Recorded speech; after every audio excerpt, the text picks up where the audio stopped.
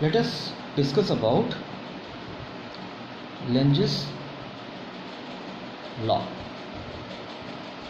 Lenge's law. Now, Faraday, whatever he told, Lenz law actually accepts that it provides the direction. How? See, Faraday said that induced EMF will be equal to n d phi by dt, where d phi by dt is the rate of change of flux and is the number of loops. So this man proposed that the direction, see, Faraday gave you the magnitude, the direction would be minus n d phi by dt. That is the law. Now let us try to understand this with an example. Suppose there is a loop and there are magnetic field lines going like this. Now by some means I increased the magnetic field lines.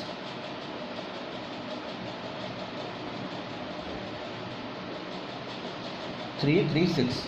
Here there were 4, now there are 6. So B got changed, that means phi got changed, because phi is equal to B into A. I increased B, phi got changed, so there is a now delta phi, some positive negative value.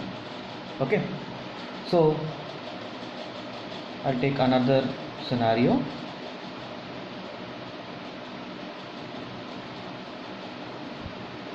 Like this. Now you need to understand that these are the magnetic field lines. If the magnetic field lines are there, so before that maybe there was nothing, that means because of this already there must be some current flowing through the loop.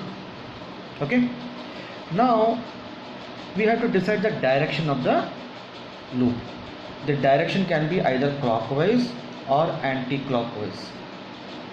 So here let us say I take anti-clockwise direction. Let us see what happens. Okay, so if I apply the right hand thumb rule, I need to point my thumb like this, then my fingers are in the upward direction, right? So what is this? What does this mean? That because of this increase in flux, there is an induced current. This induced current is because of some new induced magnetic field. So the direction of the induced magnetic field is also in the direction of the existing magnetic field.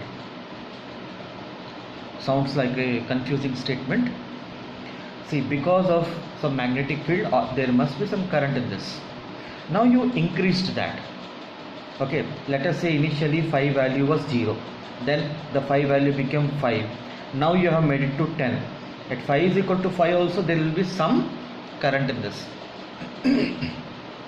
Now you increase the magnetic field. Okay, now because of the increase in magnetic field, there is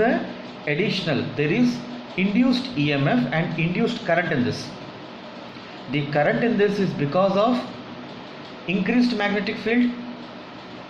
So what will happen if I apply what is that increased magnetic field direction? The increased magnetic field direction is in the upward direction. Because of increase in current in the loop, it must be because of some change in the magnetic field. What will be the change of that new magnetic field? It can be either downward or upward. If you are applying the right hand thumb rule, you are getting upward and not downward. If it is upward, you can see that it is straight away the violation of conservation of law of conservation of energy.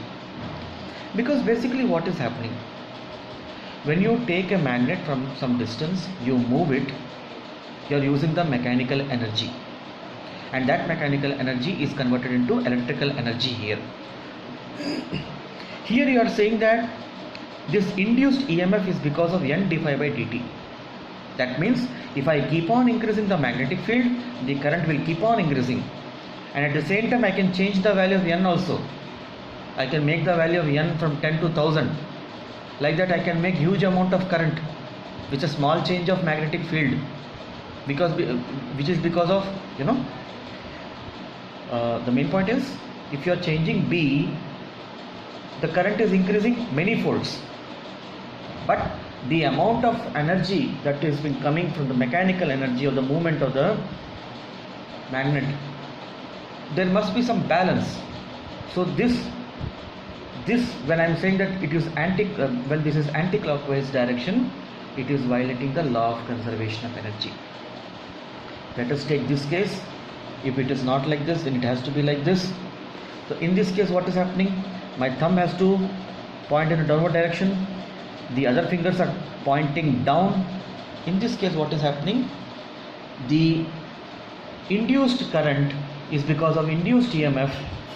It is because of some change in the magnetic field that is acting in downward direction. So this seems logical. So if you are increasing the magnetic field, what is happening here? Let us say the flux is increasing. So it means that if the flux is increasing, the magnetic field should reduce the effect of flux, increased flux. If the flux is increasing, the magnetic field should reduce the effect. If the flux is decreasing, the magnetic field should increase the effect. So it is acting in the reverse direction. So that is why this minus has come. Okay.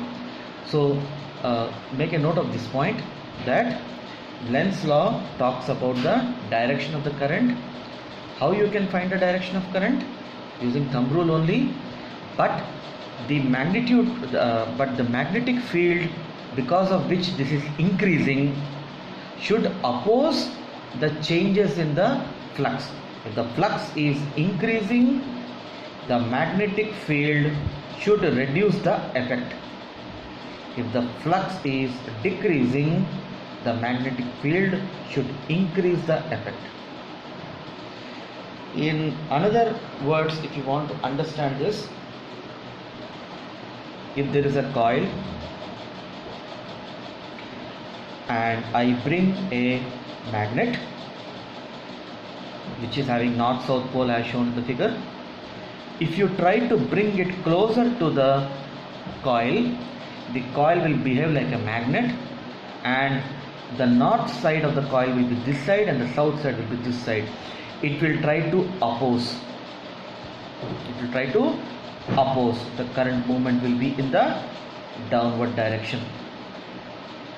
If this magnet is moved in this direction, you are moving away from the coil, then you will find the south on this side and north on this side. This will try to attract. Then the current direction would be like this. So if you are moving, if you are moving, the south north will be like this only. This will behave like south and north. Make a small correction. If you are trying to bring magnet closer to the loop, this coil also will behave like a magnet with north south as shown in the figure. So the current induced will try to run away from this. If you are moving this magnet far, there will be a shift in the polarity, and south will be this side, north will be this side, and this will try to attract. So the current flow will be like this. So remember this is the Lenz's law.